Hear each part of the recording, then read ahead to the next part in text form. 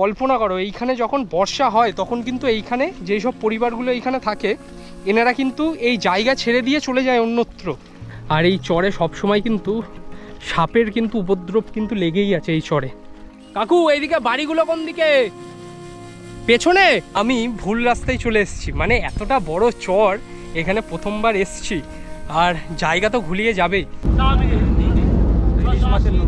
ইলিশ মাছের? আচ্ছা আচ্ছা, 6-7টা পরিবার। আপনিও কি এখানেই থাকেন চরে? ওই 2000 সালে যে বন্যাটা হয়েছিল।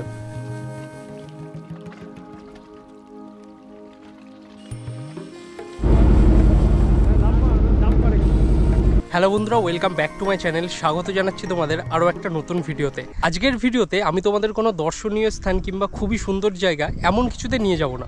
আজকের ভিডিওতে তোমাদের সাথে শেয়ার করব গঙ্গার মাঝে যে চর দেখতে পাচ্ছ, তাই এই চরে কয়েকটা পরিবার কিন্তু বহু বছর ধরে জীবিকা নির্বাহ করছে। তারা কিভাবে থাকছে, তাদের বাড়ি ঘরদোর কেমন, কিভাবে তারা যাতায়াত করে, সেই সব কিছু আজকে নিজে অনুভব করব এবং তোমাদেরকে এই ভিডিওর মাধ্যমে দেখাবো। চলো, টাইম হয়ে গেছে, 1 ঘন্টা অন্তর অন্তর এখানে ট্রলার আসে, তা ট্রলার চলে এসছে। চ্যানেলে প্রথম হয়ে থাকলে অবশ্যই চ্যানেলটাকে সাবস্ক্রাইব করে পাশে থাকা বেল আইকনটা প্রেস করে রাখো। পরবর্তী যেসব ভিডিওগুলো ছাড়বো সেই সব কিছুর নোটিফিকেশান সময় মতো তোমাদের কাছে পৌঁছে যাবে।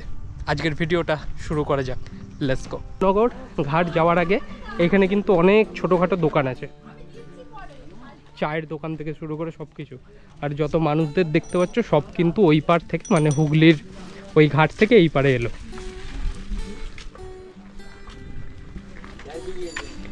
হ্যাঁ আসলাম। গ্রাম্য পরিবেশের মধ্যে, কারণ এই যে জায়গাটা গৌরনগর, এই ঘাটটা, এটা কিন্তু কোনো পৌরসভা আন্ডার না, এটা হচ্ছে পঞ্চায়েত এলাকার মধ্যে পড়ছে।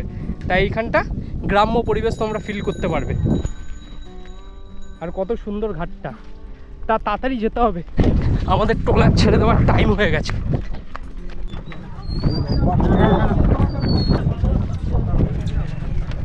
তো কি আছে এর মধ্যে? ফাঁকা মাছ ছিল, বিক্রি। ও আচ্ছা আচ্ছা।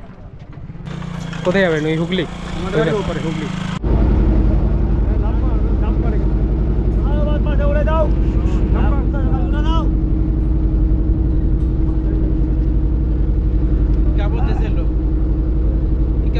এই পারে কিন্তু টিকিটের কোনো বন্দোবস্ত নেই। টিকিট কাটতে হলে আমাকে ওই পারে যেতে হবে, ওইখানে গিয়ে টিকিট কেটে তারপরে ওখান দিয়ে বেরোতে হবে।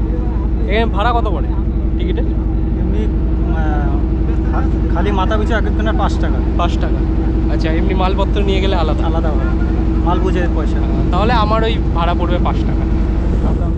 আচ্ছা, এখান থেকে কত সুন্দর লাগছে দেখো গঙ্গার এতে। এখন জোয়ার চলছে মনে হয়, তাই না? এখন ভাটা ভাটা জোয়ার বিকালে। ও 6টা 6:30।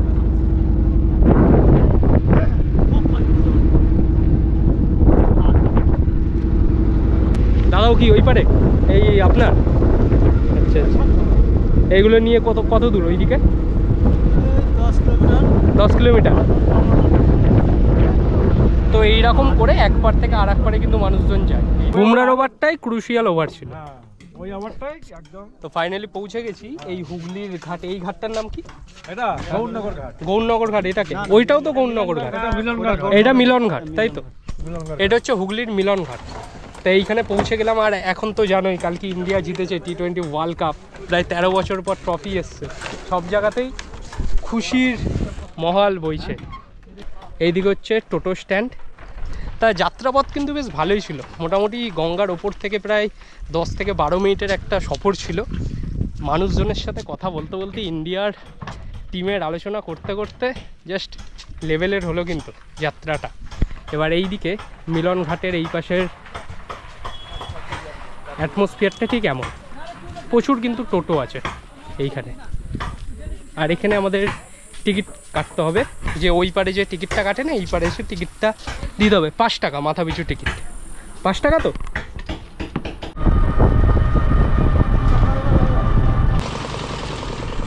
তো ফাইনালি পৌঁছে গেছি এই CSC ব্রিজের একদম সামনে। আমার সামনে যে ব্রিজটা দেখতে পাচ্ছ, এটা হচ্ছে CSC ব্রিজ।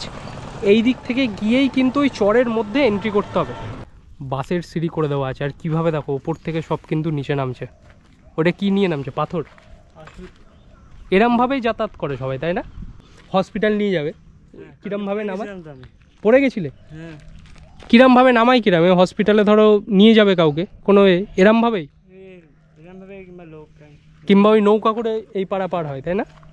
তো এইরমভাবে কিন্তু নামায়, মানে খুবই অসুবিধার মধ্যে কিন্তু এখানে যাতায়াত ব্যবস্থা। এগুলো তিলের গাছ শুকোতে দিয়েছে এখানে, আর এই সোজা রাস্তাটা চলে যাচ্ছে চরের দিকে।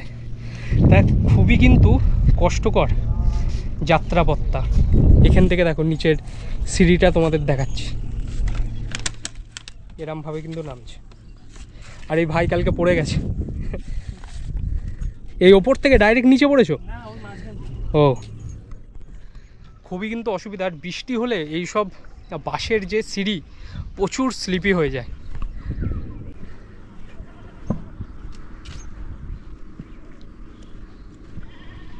দারুণ পরিবেশ। পরিবেশ তো দেখে একদিনের জন্য খুবই সুন্দর লাগছে, কারণ আজকে আমি এসছি ভিডিও বানাবো, তোমাদেরকে দেখাবো, তোমরা দেখবে। কিন্তু একবার ভাবো এই বর্ষাকালে যদি বন্যা হয়ে যায়, এই চরের মানুষজন কিভাবে থাকবে, কিভাবে তারা সারভাইভ করে, এইগুলো ভাবার বিষয়। কি সোজা গ্রামের ওই দিকে চলে যাচ্ছে? যাবে কোথায়? গ্রামটা ঘুরতে এসছি। গ্রাম কোথায়? গ্রাম আছে এখানে, আর এসব মাঠ সব। আর এখানে কয়েকটা পরিবার আছে না? আছে। কোন দিকে? তুমি এখান থেকে চলে হ্যাঁ, এই নেমে এই রাস্তা বাঁ দিকে রাস্তা আছে, এক রাস্তা। আচ্ছা আচ্ছা। ঠিক আছে, এক রাস্তা। বর্ষাকালে পুরো একদম জল হয়ে যায়, তাই না? জল হয় না, সব জল। তো ওই মানুষজন থাকে তখন আর না, এখান থেকে আবার অন্য দিকে চলে যায়? যেতে হয়। হ্যাঁ, এই যে এই পাশ থেকে রাস্তা। ও আচ্ছা আচ্ছা, ঠিক আছে। কল্পনা করো এইখানে যখন বর্ষা হয় তখন কিন্তু এইখানে যেই সব পরিবারগুলো এইখানে থাকে, এনারা কিন্তু এই জায়গা ছেড়ে দিয়ে চলে যায় অন্যত্র। বাড়ি ঘরদোর যেমন কিন্তু তেমনই পড়ে থাকে। নিজের ঘর ছেড়ে চলে যাওয়ার বিষয়টা হয়তো আমরা বুঝতে পারছি না এই ভিডিও থেকে, জানি না কতটা ফিল করতে পারছো তোমরা, কিন্তু এরকমই কিন্তু হয় এইখানে, যাতা ব্যাপার।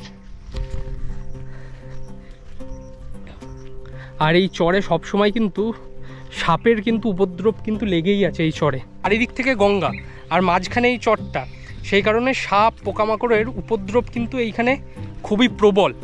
তাই এই সব জায়গায় খুব রিস্কি।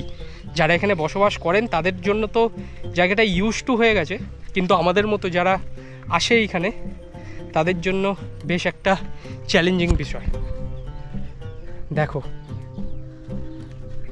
দুদিকে ঘন জঙ্গল আর মাঝখান থেকে এই রাস্তা।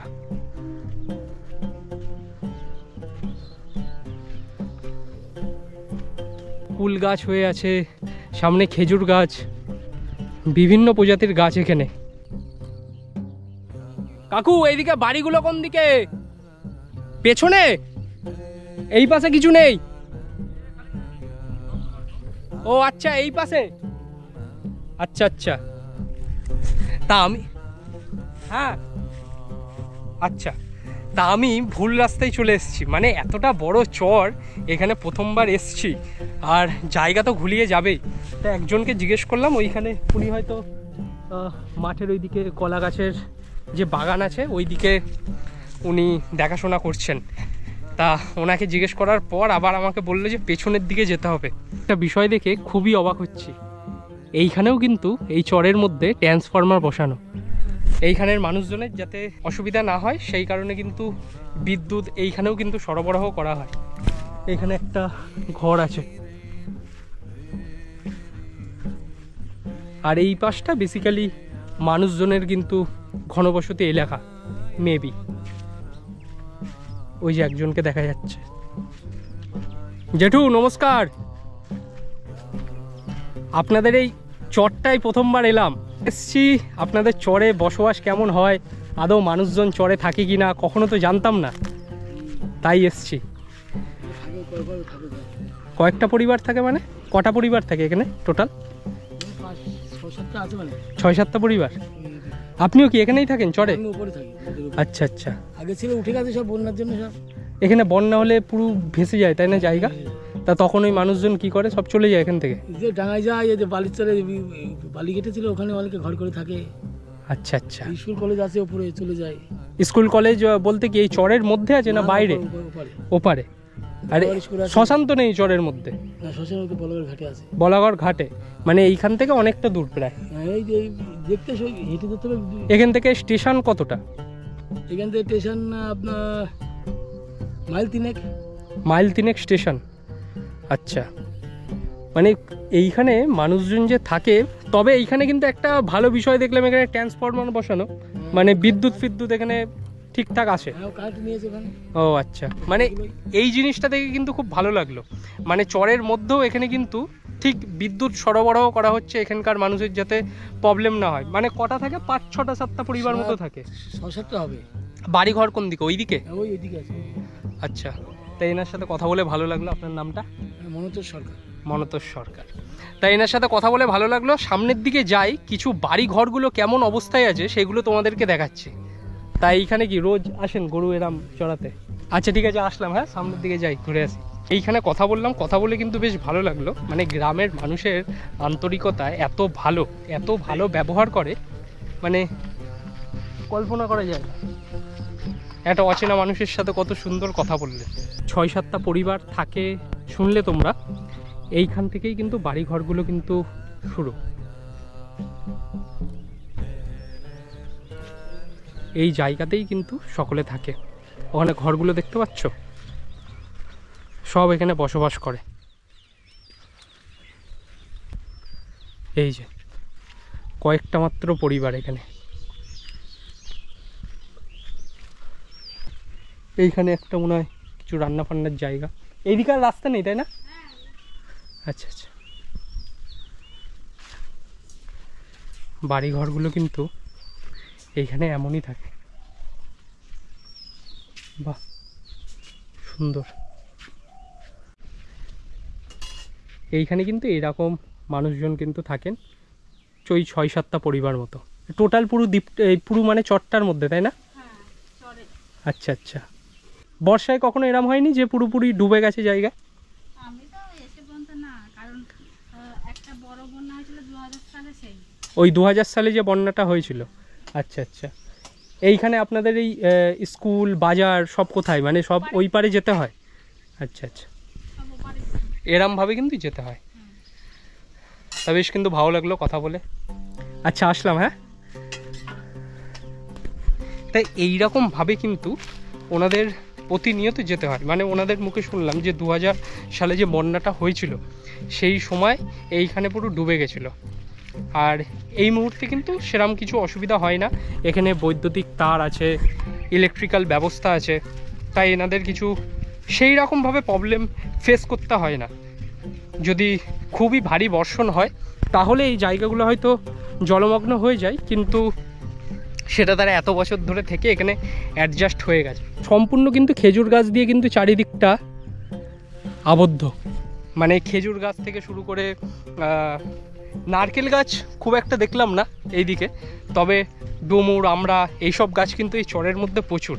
এইখান থেকে তোমার যাতায়াতের জন্য স্টেশনটা বেশ খানিকটা দূরে। এইবার আমাকে দেখতে হবে যে এখান থেকে স্টেশনে যাওয়ার জন্য কি বন্দোবস্ত করতে হয়, কিংবা কিছুটা হেঁটে হয়তো যেতে হবে আমাকে। ভিডিওটা এখানেই শেষ করছি। তোমাদের একটা কথা বলবো, নতুন একটা এক্সপিরিয়েন্স তোমাদের সাথে শেয়ার করলাম। এই চরে যে মানুষজন থাকে তাদের কিভাবে জীবিকা নির্বাহ করছে, কিভাবে তারা থাকছেন, সব কিছু তোমাদেরকে দেখানোর চেষ্টা করলাম। যদি ভিডিওটা ভালো লেগে থাকে ভিডিওটা শেয়ার করে দিও। লাইক কমেন্টের কথা বলছি না, শেয়ারটা করে দিও। আমার এই একটা ভিডিও শেয়ার হয়তো কোনো সরকারি আধিকারিকের কাছে যদি পৌঁছে যায় তাহলে এনাদের জন্য তিনি যদি পারেন কিছু করতে পারবেন। শুধু আমার ভিডিও বলে না, এই সব জায়গার ভিডিও যারাই করে তাদের ভিডিও অত্যন্ত একটা হলেও শেয়ার করে দিও। ভিডিওটা আজকে এখানেই শেষ করছি। দেখা হচ্ছে নতুন কোনো জায়গা, নতুন কোনো ভিডিওর সাথে। মেঘ যা করেছে, বৃষ্টি নামার আগেই আমাকে ঠিকঠাক স্থানে পৌঁছাতে হবে বাড়ি যাওয়ার জন্য। দেখা হচ্ছে খুব তাড়াতাড়ি নতুন কোনো ভিডিওর সাথে। টেক কেয়ার অ্যান্ড আজকের জন্য টাটা ফ্রম গঙ্গার মাঝের একটা ছোট্ট চর।